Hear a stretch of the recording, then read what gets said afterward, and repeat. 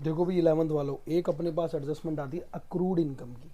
Accrued income क्या होता है? उपार्जित आय, यानी कि जो हो तो चुकी है अभी मिली नहीं है, यानी ड्यूज तो हो गई है, यानी हमने सामने वाले से लेनी है लेकिन अभी मिली नहीं है। सपोज करो आपने कोई मकान किराए पे दिया हुआ है, ठीक है, और 10 तारीख को उससे किराया लेना है आपने, और क्या हुआ है आज 30 तारीख हो गई, यानी 2 महीने भी हो गए। सपोज करिए 2 महीने से उसने किराया नहीं दिया, यानी जो आपका टेनेंट है उससे आपने लेने, ड्यू तो हो गया है उसके ऊपर लेकिन उसने अभी आपको दिया नहीं, यानी इन कैश नहीं हुआ लेकिन ड्यू जरूर हो गया है उसके ऊपर।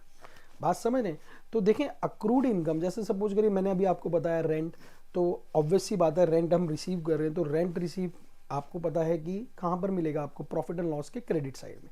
आपने जो भी अमाउंट उसने एडजस्टमेंट में दे रखा है, तो सपोज करिए उसने दे रखा 12,000 रुपये, क्या ट्रायल बैलेंस का अमाउंट, ठीक है, और फिर वो कह रहा है कि एडजस्टमेंट में नीचे आके कह रहा है कि यार 3,000 रुपये कोई अक्रूड का, अक्रूड रेंट का अभी रह रहा है। तो क्या करेंगे? 3,000 रुपये हम उसमें प्लस कर लेंगे। 3,000 कहाँ प्लस कर लेंगे? उसी में। कहाँ पर? बोलिए, प्रॉफिट एंड लॉस के क्रेडिट में, यानी इनर कॉलम में पहले लिखेंगे रेंट, ठीक है, फिर उसके नीचे ऐड करके लिखेंगे अक्रूड रेंट 3,000, ठीक है, और टोटल हो गया 15,000, और उसको कहाँ लिख देंगे हम? कहाँ लिख देंगे भाई? बाहर, ठीक है, प्रॉफिट एंड लॉस के क्रेडिट साइड में लिख दिया। अब उसका सेकंड ट्रीटमेंट क्या बचा? जो 3,000 था वो देखो एडजस्टमेंट्स में से आया, फिर वही मूल मंत्र, ट्रायल बैलेंस का अमाउंट एक बार और एडजस्टमेंट का 2 बार। तो जो 3,000 है मेरे लिए क्या? अक्रूड है, यानी उससे मेरे को अभी इन कैश हुआ नहीं लेकिन मिल जाएगा।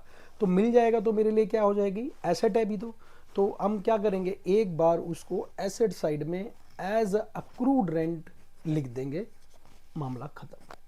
देखो मैं बार बार बता रहा हूँ कि दिल्ली में ठंड बहुत है, तो सबसे पहली चीज़ क्या बताया है कि ट्रायल बैलेंस का अमाउंट एक बार और एडजस्टमेंट का अमाउंट 2 बार आपने लिखना है, और आपने अगर लिख दिया तो आप जैसा राजा नहीं। चलिए, थैंक यू।